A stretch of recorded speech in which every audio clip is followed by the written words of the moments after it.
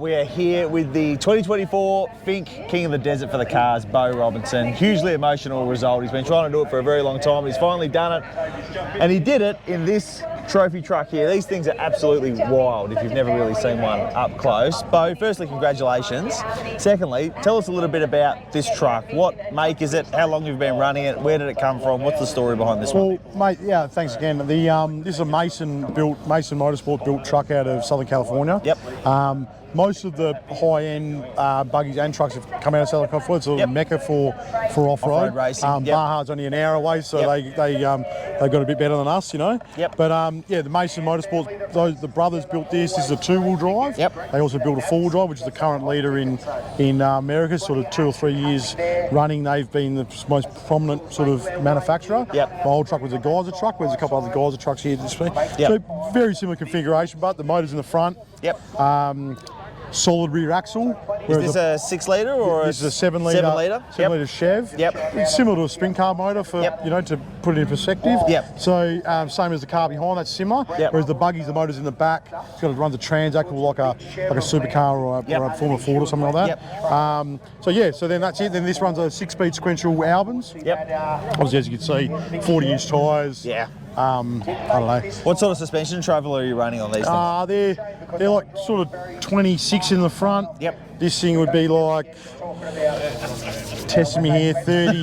It's big in the back. Yeah. Big. It's like 30 inches, like minimum. And it's it's actually got a lot of rear wheel travel. Yep. You'll see, like, you know, the only real thing that I always am surprised by is the amount of fuel we carry. Yep. And the weight loss and what that means to the car. But carries sort of 300 litres of fuel, 325 litres of fuel. Yeah. We're seeing that, you know, these are becoming the car you sort of need to have to win at this event. Why is that? Like, you've run buggies before. What is the difference between driving a buggy and driving one of these things?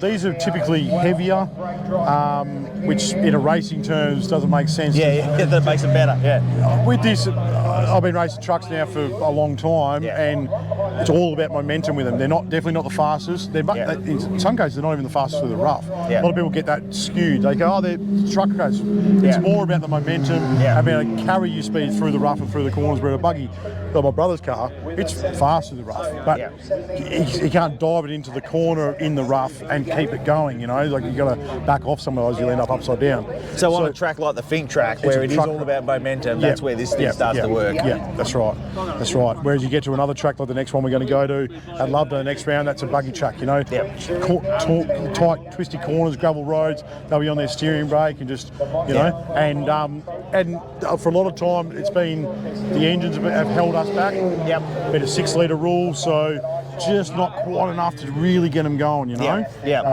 Obviously, truck's been done well out here, but it's been a long time since I've been, doing well at the other races. Yeah. Let's go and have a look at the cockpit. I'm interested to have a look at your office in here. Number 1 looks pretty good on there. All right. Tell us about what's going on in here.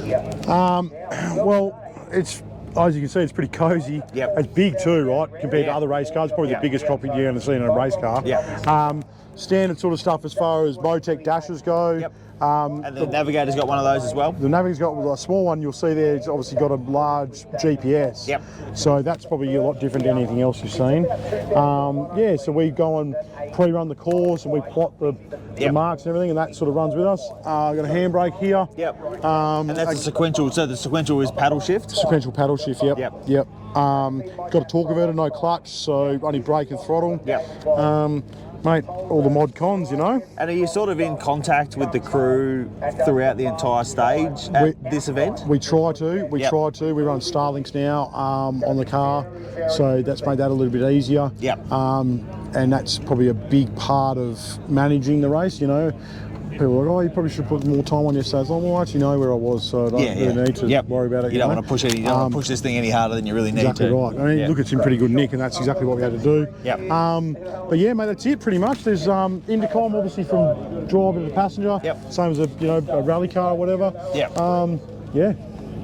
Awesome. It's a cool machine. Yeah. But you can see they've got, trying to cut the weight, even though they're heavy, you try and cut as much out of it as possible, but still there's a lot to it, you know. Yeah. And what about at the back here? What's this is the obviously fuel system, and what else is happening here? Fuel tank. Yep. Fuel tank, as I said, 325 litres. Yep. The there's got a bit of extra stuff on there from today because we just started what ifs, you know. Yep. Jack rattle gun, obviously spare tyre. Yeah. Obviously out here you need all that gear. Yeah. Starlink now. But So do you carry a toolkit as well somewhere on the car? there's one under the seat there. Yeah.